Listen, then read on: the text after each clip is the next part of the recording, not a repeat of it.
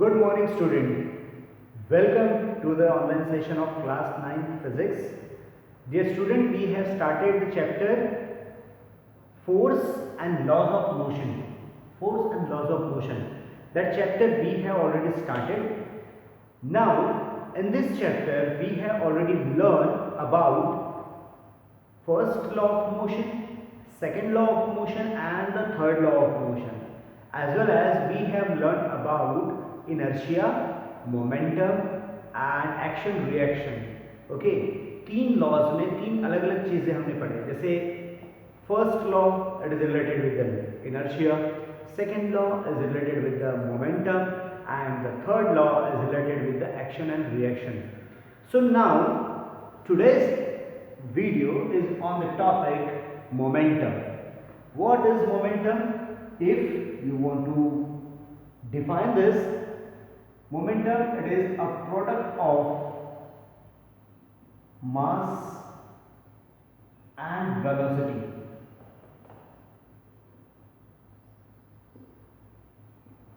Product of mass and velocity. Here, that is momentum is P is equals to m into v.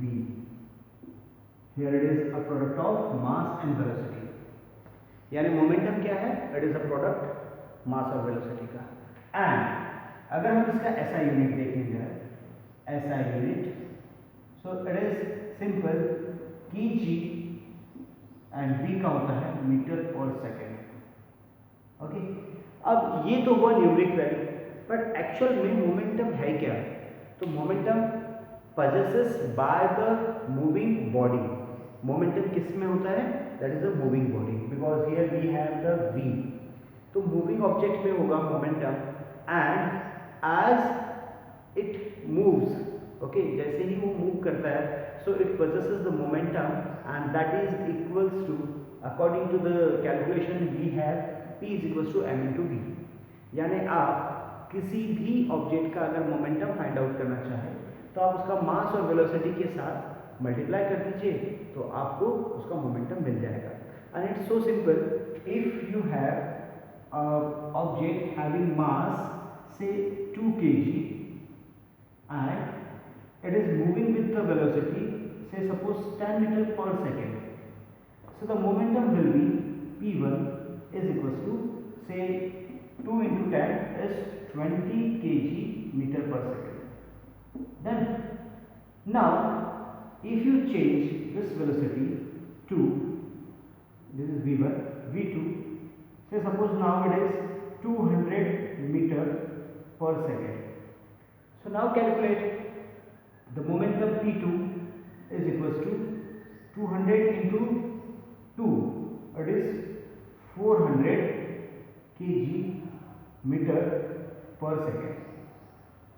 So from these two, what you can observe, more is the velocity, more is the momentum.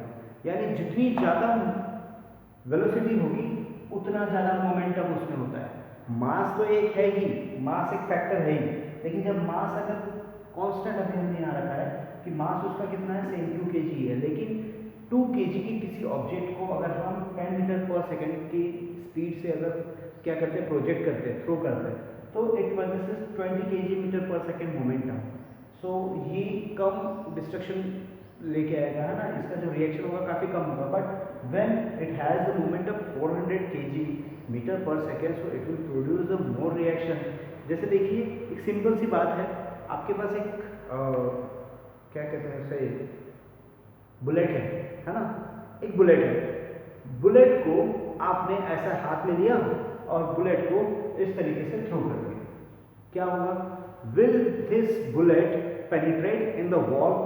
क्या वो bullet उस wall में जाएगी? जैसे ये wall है, मैंने यहाँ से लिया और वॉल में इस तरीके से थ्रो कर दिया. सो क्या वो बुलेट वॉल में जाएगी? नो, बुलेट वॉल में नहीं जाएगी. The reason is it does not have that much of momentum. अब उसके बाद सेम बुलेट लिया आपने, उसको पिस्टल में लोड किया and then fire from that gun और पिस्टल. जैसे ही आपने उस गन से फायर किया, so that time it will passes through your head also. यानी अगर हमें अगर गोली लगी तो हमारे सर के आर पार भी जा सकती है. तो द मीनिंग इज छोटा सा ऑब्जेक्ट अगर हम उससे ज़्यादा वेलोसिटी से अगर पेनिट्रेट करें, अगर थ्रो करें, अगर हम प्रोजेक्ट करें तो वो ज़्यादा मोमेंटम प्रोड्यूस करता है और ज़्यादा मोमेंटम होने की वजह से फिर उसका रिएक्शन भी वैसे ही होगा। ओके, तो ये चीज़ क्लियर हो गई कि जितना ज़्यादा जितनी ज़्यादा वेलोसिटी होगी उतना ज़्यादा मोमेंटम होता है। अब मोमेंटम का जो फॉर्मूला है it is v and m। तो वेलोसिटी का तो हमने रिलेशन देख लिया कि जितनी ज़्यादा वेलोसिटी उतना ज़्यादा मोमेंटम प्रोड्यूस करेगा, है ना। तो क्या मास ज़्यादा होने से भी मोमेंटम ज़्यादा होगा? Yes it is. क्यों? क्योंकि फॉर्मूला क्या है, P is m into v, यानी आइदर v की वैल्यू ज़्यादा है या m की वैल्यू ज़्यादा है। फॉर्मूले में तो m और v ही है, तो दोनों में से जिसका भी वैल्यू ज़्यादा होगा हमें रिजल्ट वैसे ही ज़्यादा मिलेगा, यानी मोमेंटम ज़्यादा मिलेगा। देखो ये इतना ज़्यादा, इसका एक बहुत अच्छा एग्जाम्पल लेते हैं हम कि आपने देखा होगा जब एक बस और एक ट्रेन की अगर टक्कर हो जाए, बस की ट्रेन से अगर टक्कर हो जाए तो होता क्या है, बस के टुकड़े टुकड़े हो जाते हैं, तबकि ट्रेन को कुछ असर ही नहीं पड़ता या फिर थोड़ा सा ही पड़ता है। तो reason mass of the bus is less, that's why the momentum produced by bus is less, and in the same way the mass of the train is much higher, बहुत ज़्यादा है, much more, है ना, बहुत ज़्यादा। और उस हिसाब से उसका जब मोमेंटम प्रोड्यूस करेगा, जब momentum produced by train is much more, and that's why whenever they collide, जब भी वो दोनों एक दूसरे को टकराते हैं, so that time it produces more momentum, that's why it hits the bus very badly, but the bus produces the less momentum and it hits the train, but it doesn't affect or doesn't changes anything on the train. So ये changes जो या फिर ये जो effect हमें देखने मिला, this is due to the difference in their mass, है ना। बस का मास अलग है, ट्रेन का मास अलग है, तो more is the mass, more is the momentum. जितना ज़्यादा मास होगा उतना ज़्यादा momentum it can produce. In the same way more is the velocity, more is the momentum, यानी मोमेंटम प्रोड्यूस करने के लिए या फिर मोमेंटम को इंक्रीज करने के लिए हमें ज़्यादा से ज़्यादा क्या चाहिए होता है, यस, ज़्यादा से ज़्यादा हमें मास चाहिए या फिर वेलोसिटी चाहिए। अब जनरली कोई एक ऑब्जेक्ट जो है उस ऑब्जेक्ट का मास बार बार चेंज करना पॉसिबल नहीं है, है ना। जैसे अगर हम बुलेट की बात करें तो बुलेट का मास बार बार चेंज करना पॉसिबल नहीं है, लेकिन उसी बुलेट को अलग अलग वेलोसिटी से प्रोजेक्ट करना, थ्रो करना, है ना, वो पॉसिबल है। So you can change the momentum of the object by projecting it with various velocity. यहाँ तक कोई डाउट है किसी को, कोई प्रॉब्लम है? ओके, तो अब हम चलते हैं इसके नेक्स्ट टॉपिक पे।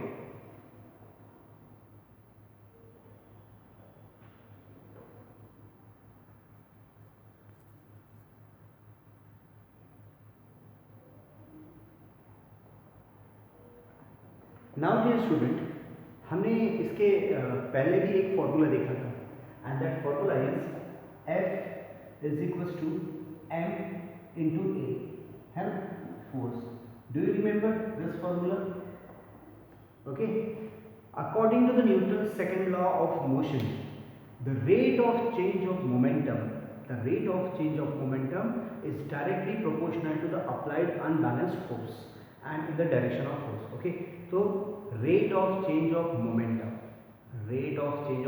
यानी मोमेंटम का जो रेट है चेंज होने का, वो टोटली डिपेंड करता है कि कितना फोर्स अप्लाइड किया गया।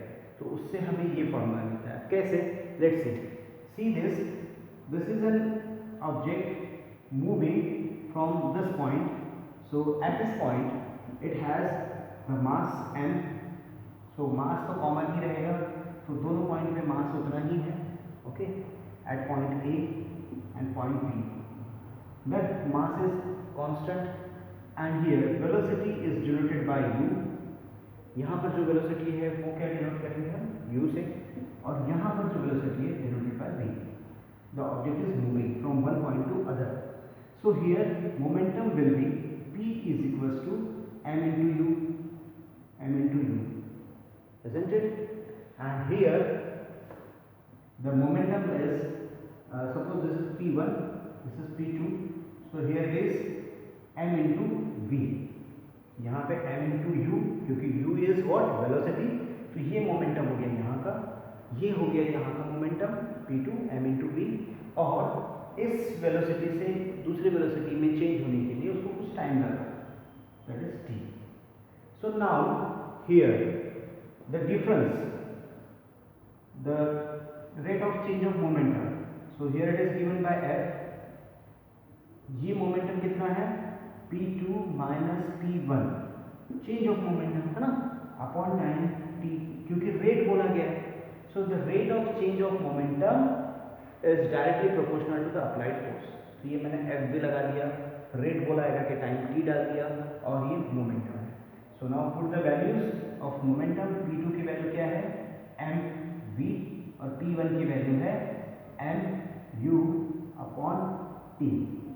देन p2 क्या है momentum at the point b, p1 क्या है momentum at the point a, and t is the time to change that momentum. So now here I put the value. So now you can take out the common, what, इसमें से m common निकाल सकते हैं. सो बचेगा क्या, यहाँ पे बच गया v minus u upon t. Now v minus u upon t, अगर आपको एक्सेलरेशन का फॉर्मूला पता हो, since we know that v minus u upon t is equal to a, सो ये हो जाएगा f is equal to m into a. Force is equal to mass into acceleration. So this is due to the Newton second law of motion. So here you can easily find out if the acceleration is given and the mass is given, you can easily find out the force exerted by the object. So this is what, this is Newton's second law of motion. अब इस फॉर्मूले का हमें बहुत सारी जगह पे use पड़ता है ना. जैसे if you want to calculate the force exerted by a person who is moving a 20 kg of mass with some acceleration, है ना, तो वही न्यूमेरिकल हम ले लेते हैं, तो आपने ये टॉपिक और ज़्यादा क्लियर हो जाएगा. तो ये क्लियर हुआ the rate of change of momentum. So now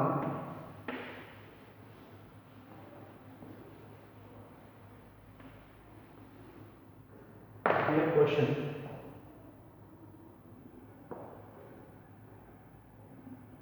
an object of mass 20 kg is moving with acceleration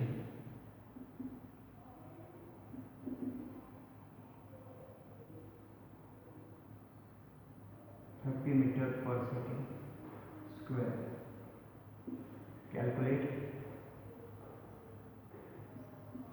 the force exerted by an object. Okay, so here एक छोटा सा न्यूमेरिकल है जिसमें दिया है कि an object of mass 20 kg is moving with acceleration, ये acceleration है ना, 30 मीटर पर second square. Calculate the force exerted by an object. So here you can easily calculate what solution. Numerical में सॉल्यूशन सबसे पहले सॉल्यूशन में हम लिखते हैं गिवन. तो गिवन वैल्यू क्या है, given is mass m is equal to 20 kg. Then उसके बाद क्या दिया है, a is equal to 30 metre पर second square. Okay, so now what you have to find out, f is equal to question mark. Formula you to find. Okay, formula is f is equals to m into a. So f is equals to 20 into 30, 600 Newton. So how much force is applied? 600 Newton. 600 Newton force is applied by an object. काफी easy है. Okay, तो ये हुआ काफ़ी easy question. अब एक हम दूसरा क्वेश्चन लेते हैं कि एक ऑब्जेक्ट एक हाइट से गिर रहा है, है ना, विद सम एक्सेलरेशन। अब एक्सेलरेशन है और उस ऑब्जेक्ट का कोई मास है, सो calculate the force by which it hits the surface, है ना। क्वेश्चन क्या है मेरा कि एक ऑब्जेक्ट है, an object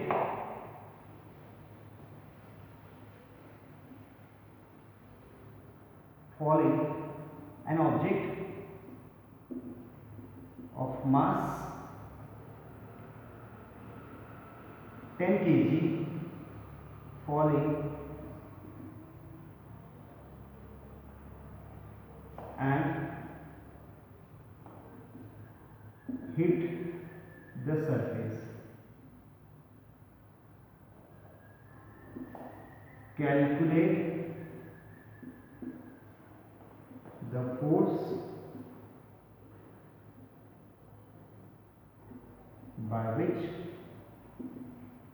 it hits the surface.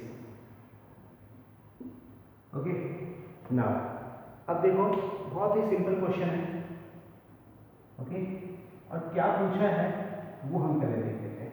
Okay, कि एक ऑब्जेक्ट है जिसका मास कितना है 10 kg, जिसका मास है 10 kg और वो गिर रहा है और वो सरफेस के ऊपर हिट किया, हाँ ना, यहाँ से ऑब्जेक्ट गिर रहा है नीचे, उसका मास बता दिया कि 10 kg का मास है, नीचे गिर रहा है। तो जब वो 10 kg का मास सरफेस पे गिरेगा तो सरफेस को हिट करेगा, तो कितने फोर्स के साथ वो सरफेस को हिट करेगा, है ना।